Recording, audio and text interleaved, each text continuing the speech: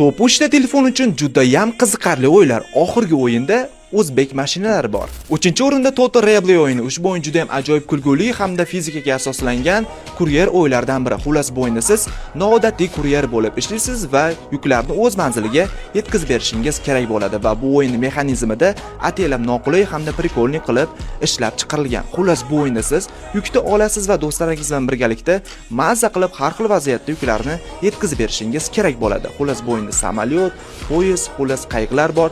Mazza qilib kulguli tarzda o'yinda o'ynasanglar bo'ladi va ushbu o'yin onlayn ravishda o'ynaladi. O'yin prosta olov qilib ishlab chiqarilgan. O'yinlarni barchasini Instagram Story'm orqali tekinga yuklab olasizlar. Ikkinchi o'rinda esa FIFA Mobile o'yini. Ushbu o'yin ham juda ham ajoyib futbol o'yinlaridan biri bo'lib, xullas bu o'yinda siz bitta komandani tanlaysiz, turnirlarda ishtirok etasiz va undan tashqari do'stingizni o'yinga qo'shib, birgalikda set qilib ham o'ynasangiz bo'ladi. Xullas o'yin prosta dahshat qilib ishlab chiqarilgan va bu o'yin sizni umuman zeriktirib qo'ymaydi.